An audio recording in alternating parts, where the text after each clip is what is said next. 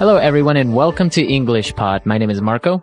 My name is Catherine, and today we have an intermediate level lesson all about a very special kind of person who helps you out with your kids. That's right. Today we want to get a nanny. A nanny. So a nanny is a person, usually a woman, but it can be a man as well, I guess. And this person takes care of your children when you're working or when you're out of the house. That's right. So this is what's going on today. We're going to see what type of responsibilities a nanny has. And so let's listen to our dialogue, and we'll be back in a bit.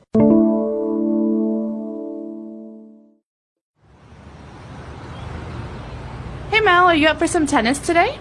Sorry, I can't. I have to go to work, pick up Jake and Maddie from school, and make them an afternoon snack, then take Jake to soccer practice and Maddie to dance class. You sound exhausted. Maybe you should hire a nanny to help you out. She can pick the kids up and take them to their after-school activities. She can also help you do some household chores and run some errands. Oh, I don't know. It's hard to find the right nanny. You have to consider her previous work experience, the responsibilities you give her, and how she interacts with the kids. I would love to have someone to help me out, though. I think you should definitely consider it. This way, you won't have to juggle such a busy schedule, and you'll still get to spend time with the kids in the evenings. I can refer you to this great nanny, Amy. She used to work for my neighbors before they moved away. She's very responsible, a good cook, and great with kids. Oh, that's great. Thanks, Grace. Can you give me her number? I'll talk it over with Julie and give her a call tomorrow. Maybe this way I won't be so tired every day, and Julie and I might even get to go on a date once in a while. All right, we're back. So now let's take a look at some key words on language takeaway. Language takeaway.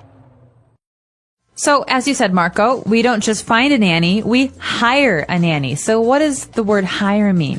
Okay, so we have the verb to hire someone, and that means to get someone to work for you, and you pay them, obviously, money in exchange for their services. Okay, so this is different from finding a job for someone. Because I could find a job for someone, but maybe that job is at a restaurant. But when I hire someone, that means I want that person to work for me or That's for right. my company. That's right. So in this case, obviously, we are not a company. We are just a couple of people who are looking for a nanny.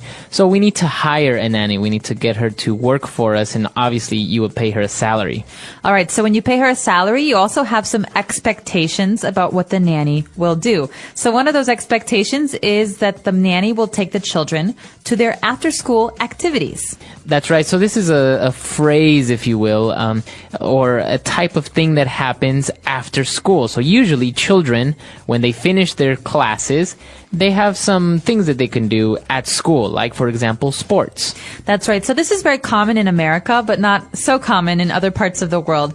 So just to explain, if your child is in high school or middle school, after school is over, there's no more class, your child might want to play soccer or to go to art class. And these are things that you do at the school, but it's usually considered an activity, not a class. And so we call these after-school activities. That's right. So these activities are usually for recreation.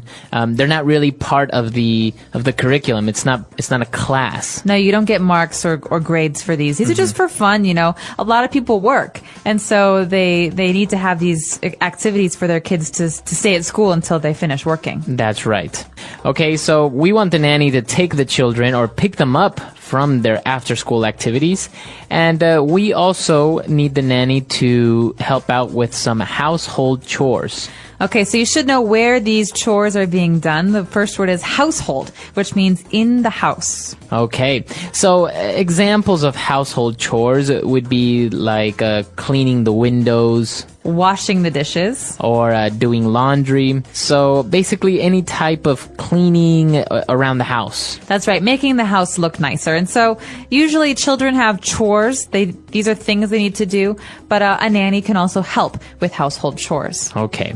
And also we want the nanny to help and run some errands. Okay, so this is funny. This phrasal verb. This phrase uses the word to run, but we're not running like, you know, a sport. Right. We're going to do some errands, but the verb here is to run errands. So, Marco, on Sunday I have to run some errands. I'm sorry I can't go out to the movie with you guys. Okay. So to run errands, what does that mean? Well, an errand is like a job or a task that you have to do, but it's usually not something you get paid for. Okay. To run an errand is like to go to the grocery store and pick up food, or to pick up your clothes at the laundromat. You have dry cleaning. Okay, so they're kind of like chores, I guess, but you don't really do them in the house. You have to go outside and run these errands. You have to go pay your bills, for example. Exactly. And so, when I was growing up, on the weekends, my mother would always run all of her errands because during the week, she had to work. Okay, very good. So a lot of interesting words there. I think we can go ahead and listen to the dialogue again, and we'll be back in a bit with Fluency Builder.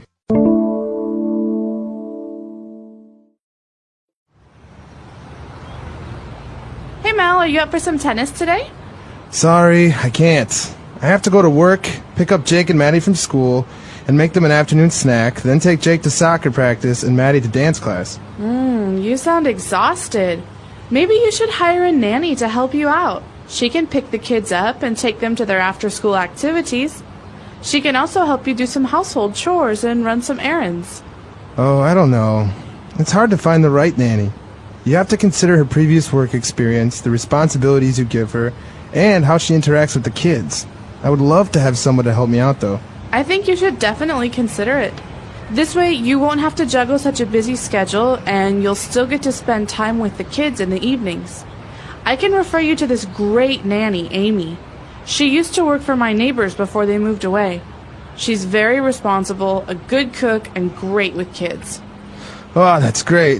Thanks, Grace. Can you give me her number? I'll talk it over with Julie and give her a call tomorrow. Maybe this way I won't be so tired every day, and Julie and I might even get to go on a date once in a while. All right, we're back with Fluency Builder, and so let's take a look at some of these phrases now. Fluency Builder. So this first phrase is a very kind of spoken English phrase, something that you're going to hear all the time, especially if you're talking to your American friends. We say, "Are you up for some tennis today?" To be up for. Okay, so to be up for something, this is from the very first sentence when Grace says, "Hey Mel, are you up for some tennis today?" What does it mean if I ask someone if they are up for some tennis? This means, would you like to play tennis today? Are you interested in playing tennis today? So is this a good idea for you? Do you want to do this? So basically, are you willing to play tennis today? Yes. All right, so to be up for is to be interested in or willing to do something. Are you up for a movie tonight? All right. Okay, or maybe you can ask your friend, are you up for grabbing a bite to eat later on? Absolutely, I'm hungry. So, to be up for is a good way to ask a question. After that, though, we have another phrase. This phrase is very important when you're trying to get someone to help you. So how do we ask, can you help me? In the dialogue, we saw how Mel said that it would be a great idea to get a nanny because she would love to have someone to help me out. So, to help someone out, to help me out. So this is interesting because you could say, I need someone to help me, but it's more common to hear the phrase to help me out. So you're not going out. You're not, it doesn't have to do with space. But we just say this phrase to help out means to help someone. So it's basically the exact same thing, but it just sounds a lot more natural. Exactly. So, Marco, I'm moving tomorrow. Do you have some time to help me out? Okay. So you say help me out, but you could also say, do you have time to help me? And exactly. both are okay. Or if I'm talking about me and my friend, we're really busy tomorrow. Do you have any time to help us out? Okay, so we just changed the person there. We went to the plural form. Yes, me, us, you. Okay, very good. Okay, and so for our last phrase, this is actually also very interesting when Grace was telling Mel that she's really busy and if she gets a nanny, she wouldn't have to juggle such a busy schedule. All right, so the key verb here is to juggle. Now, I wish I could show this to you guys, but as this is an audio podcast, I can't. What does the verb to juggle mean, Marco? Well, I don't know if you've ever seen clowns or at a circus where people have 3 balls and they throw them in the air with 2 hands, and they're basically throwing stuff in the air, sometimes balls or pins and stuff like that. Sometimes fire. Fire. So that's to juggle, basically to have many things in your hands and be able to move them at the same time. All right, so when you're talking about a busy schedule, this means that you have lots and lots of things to do. It's important to be able to juggle your busy schedule. That means to handle doing many things at the same time. That's right. That's All right. right. So another way to say this is because you're so busy right now, having a nanny will help you complete your tasks or, finish what you need to do. That's right. So you can also say the CEO of the company has to juggle a very busy schedule. All right. He has many, many things to do in general. That's right. Okay. So a lot of stuff. I think it's time for us to listen to this dialogue one last time, and we'll be back to talk a little bit more.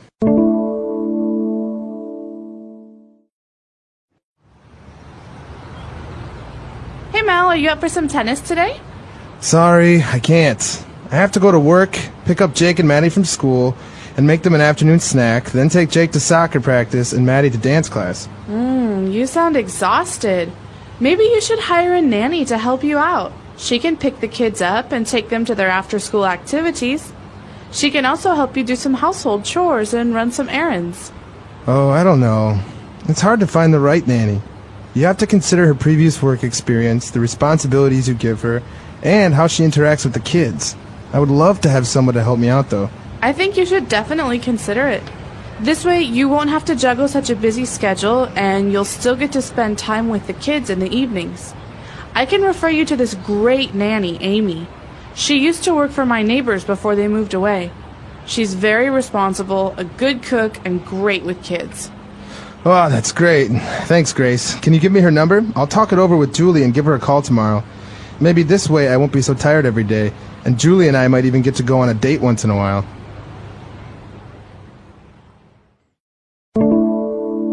So there are a lot of people all over the world who have nannies. I often see them when I go to New York City, women who take out the kids and they push them in strollers, and mom and dad maybe go to work or have classes or something. That's right. Now, this is interesting because there's also another word called a babysitter, but it's different, right? There's a difference between a nanny and a babysitter. They both take care of kids, but I think it's the time that they do it that's a difference. That's right. So a nanny is usually hired on a contract basis. You say, I need a nanny to come and watch my kids every day, Monday to Friday, for the next 6 months. But with a babysitter, you say, hey, my husband and I, we want to go to watch a movie on Friday. Can you come for 2 hours? Okay. All right. So a nanny is long term. It's someone who maybe lives with you, someone who does some work at your house, someone who cleans the dishes and watches the kids. But a babysitter just comes, once a month or just when you need her. That's right. Okay. So that's the main difference between a nanny and a babysitter. Now, as you said, they're very, very common nowadays because I guess it's not like before when women usually would stay at home and take care of the children. Now both parents usually work, and so more people are getting nannies. That's right. Although nannies can be very expensive, it depends where you live. And so for people who can't afford a nanny, if a nanny is too expensive, the baby will go to daycare. And that's actually like a place where many babies or children are together, and there's one teacher or one nanny who takes care of everyone. That's right. So it's an interesting topic. Maybe some of our listeners grew up with a nanny or had a nanny when they were growing up, or maybe you have kids of your own and you have a nanny now. Luca, the baby's gone. She's not in her crib. What? What do you mean gone? She can't just vanish. I just came back from the kitchen. She was asleep, and now nothing. The window's open. The window? We're on the second floor, Liana. I know. I locked it. I swear I did. Luca, what if someone took her? No. Don't go there. Think. The nanny was supposed to be here 15 minutes ago, right? She texted, said she was stuck in traffic. Then who... Wait. Did you hear that? From the closet. Luca, don't open it. I'm opening it. Oh my God. She's here. The baby? Yeah. Wrapped in your scarf. She must have crawled out of the crib somehow and rolled behind the door. I almost called the police. My heart just aged 10 years in 10 seconds. Okay. Crisis over. But we seriously need help, Luca. We can't keep doing this alone. You mean actually hiring a nanny?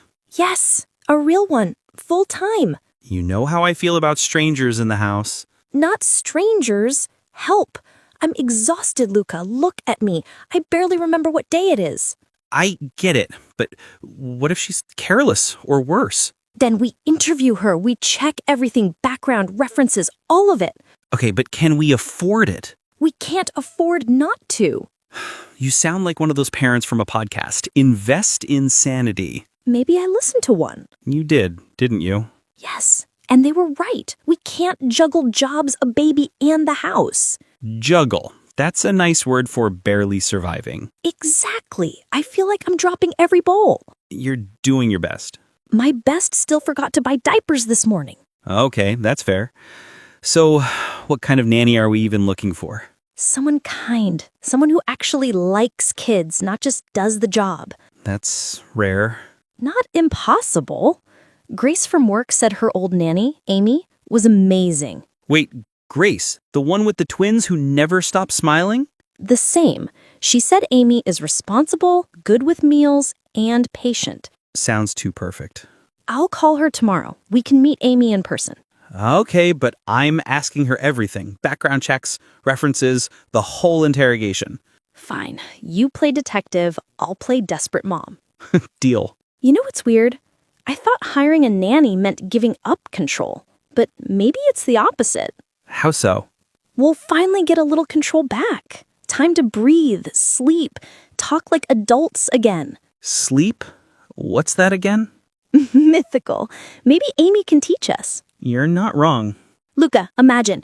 She picks up Maddie from school, helps with snacks, maybe even laundry. And we get to go out once in a while. A date. A date sounds like a fairy tale. Okay, let's do it. Tomorrow, call Amy.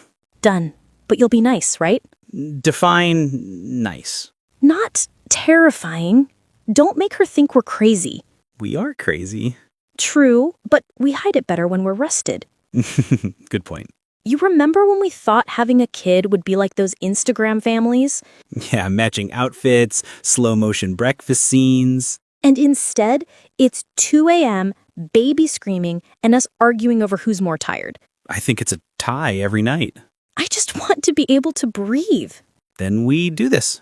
We hire the nanny. Okay, decision made. Just promise me one thing. What?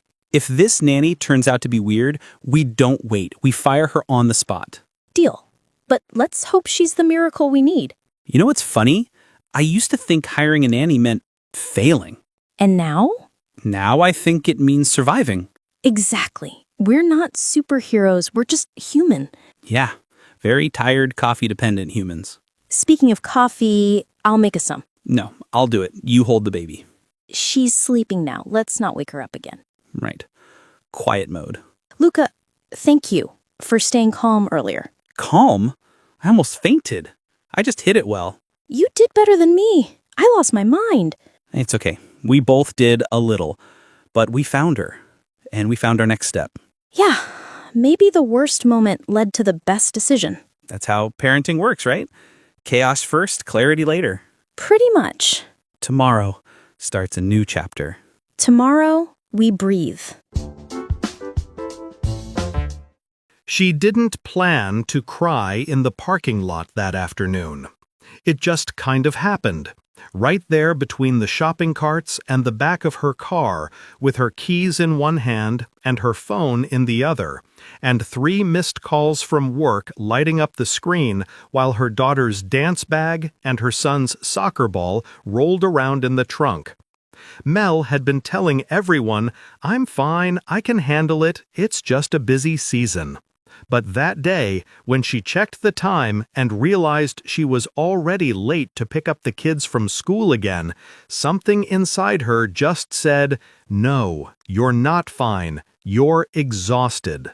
She wiped her eyes with the sleeve of her sweatshirt, took a shaky breath, and slid into the driver's seat, talking to herself like she was her own best friend. "Okay," she said softly, "you have to go to work, pick up Jake and Maddie from school, make them an afternoon snack, then take Jake to soccer practice and Maddie to dance class, and somehow also answer those emails and figure out what's for dinner. You can do it, one thing at a time." The engine started, but her brain felt like it was juggling 100 things at once. And no matter how hard she tried, she couldn't escape the thought that kept repeating in the background. I can't keep living like this. At school, when the kids climbed into the car, they were full of stories and loud energy, talking over each other about their after-school activities and who said what in class. And Mel smiled and nodded, but her hands on the steering wheel were tight. "Mom, are you up for some tennis today in the park after practice?" Jake asked from the back seat, full of hope. She wanted to say yes, wanted to be the fun mom who was always up for everything. But instead, she heard herself say, "Sorry, honey, I can't. I have to run some errands after I drop you off." The words tasted bitter in her mouth, like she was rejecting him, even though she was really just rejecting more pressure on herself. Later that evening, after the kids were finally in bed and the dishes were half done, her friend Grace called. "Hey, you sound exhausted," Grace said immediately, just from the way Mel answered the phone. Mel laughed, but there was no energy in it. "Yeah, well, I have this crazy schedule, you know. Work, school pickups, after-school activities, household chores, errands, and of course I still want to be there for the kids. I feel like I'm always running, always late, always about to forget something important." Grace was quiet for a moment, then said in a calm, steady voice, "Maybe you should hire a nanny to help you out." The word nanny floated in the air like a strange balloon. A nanny? For other people, sure. For rich families in movies, for busy professionals in big cities. But for her? "I don't know," Mel said slowly, walking to the kitchen window and looking at the dark backyard. "It's hard to find the right nanny. You have to think about her previous work experience, the responsibilities you give her, how she interacts with the kids. And what if they don't like her? What if it's weird having someone else in the house?" Grace didn't push, she just listened. "I get it," she said, "but you can't keep juggling this busy schedule forever. You're going to burn out, and honestly, you deserve to breathe." The kids deserve a mom who isn't always on the edge of tears in the parking lot. Mel closed her eyes because Grace didn't even know about the parking lot, but somehow she understood anyway. "I would love to have someone to help me out," Mel admitted quietly. "Just someone to pick the kids up sometimes, take them to their after-school activities, maybe help with a few household chores. I just feel guilty needing that." Grace laughed softly. "Guilty? For what? For being human?" Then she added, "Listen, I can refer you to this great nanny, Amy. She used to work for my neighbors before they moved away. She's very responsible, a good cook, and great with kids. I've seen her in the park, playing on the grass with them, actually listening to their stories instead of scrolling on her phone." Mel could almost picture it. Another adult hand holding her kids' hands. Another voice saying, "How was your day?" Another person in the middle of their family routine. The idea was both strange and strangely hopeful. "Can you give me her number?" Mel heard herself say. "I'll talk it over with Julie and maybe give her a call tomorrow." Later that night, she and Julie talked it over on the couch.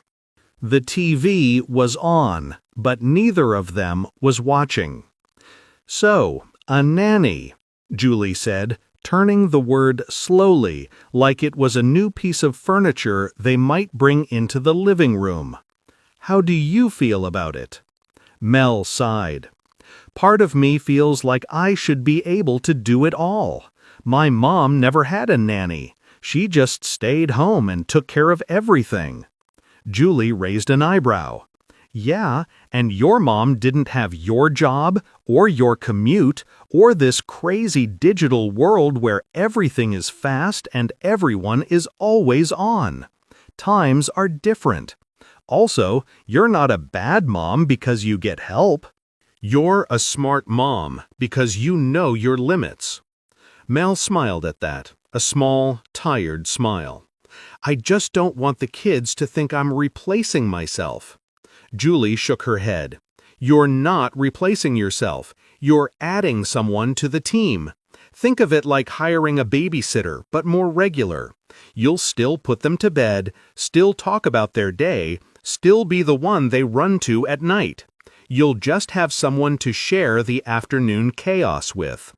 They went back and forth for a while, talking about money and schedules and how much responsibility they'd give this new person. Would Amy just pick the kids up and take them to practice, or would she also do light household chores, maybe throw in a load of laundry, maybe help run some errands like picking up groceries or dropping off packages? How late would she stay? What boundaries would they set? The next day, when Mel finally dialed Amy's number, her hands were a little sweaty. But Amy's voice was warm and clear, and soon they were sitting at the same kitchen table, talking face to face while Jake and Maddie played in the living room. Amy asked about the kids' personalities, their after-school activities, their favorite snacks. She listened carefully, nodding, making little reminders. When she talked about her previous work experience, she didn't sound like she was reading from a script. She told stories. The time she helped a shy little boy feel confident at soccer practice.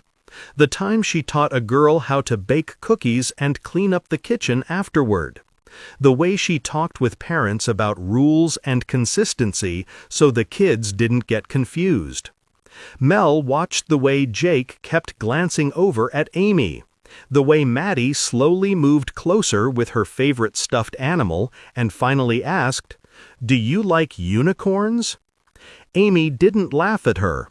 She looked delighted and said, "I love unicorns. Do you have any drawings to show me?" And just like that, a small connection started. After Amy left, the house felt strangely quiet. "What do you think?" Julie asked. Mel let out a long breath she hadn't realized she was holding. I think she might be right for us. She seems really responsible.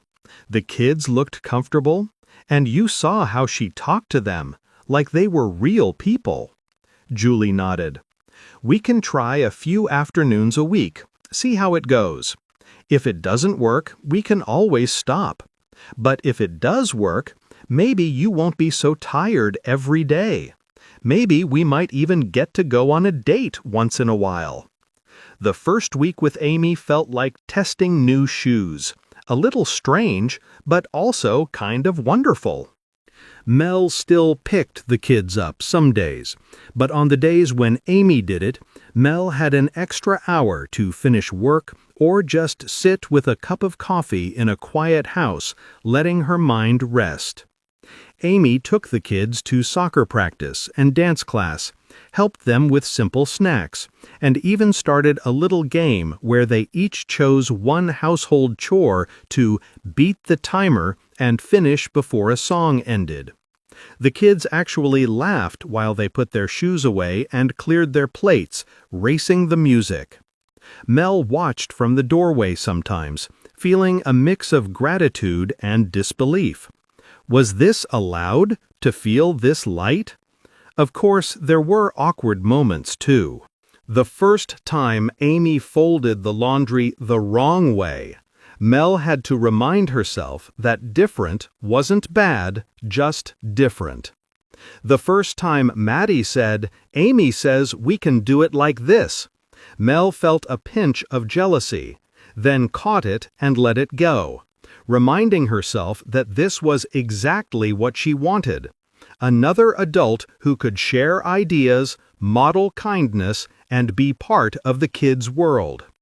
One Friday evening, when Amy had taken the kids to an after-school activity and brought them back fed and happy, she also quietly washed the dishes in the sink because she saw how behind the family was. Mel came into the kitchen and froze for a second. "You don't have to do that," she said.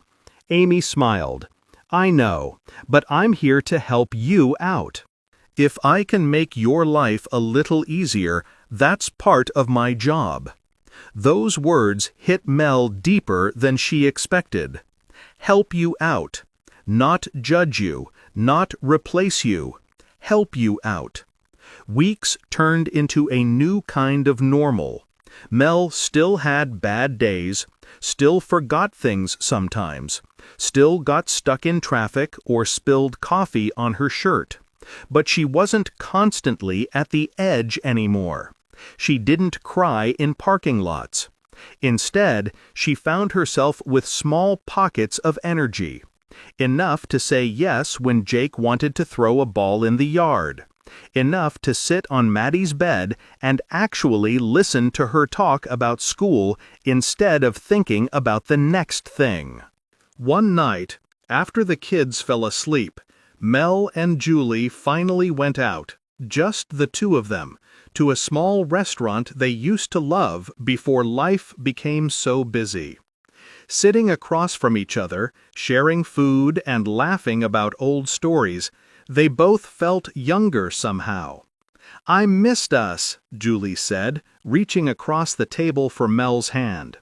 "Me too," Mel answered, and she meant it with all her heart.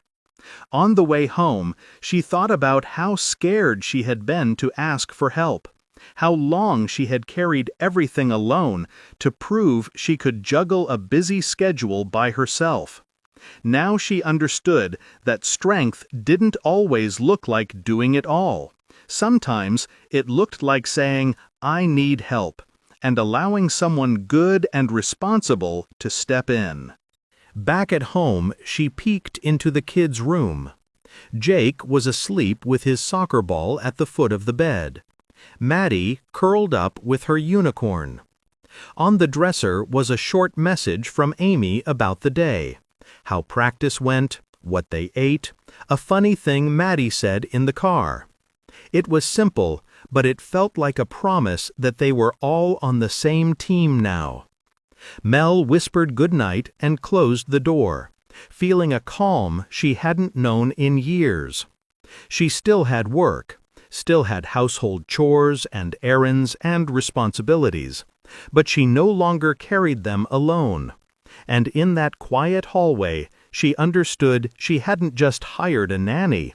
She had given herself and her family a little more space to breathe, to love, and to really be together.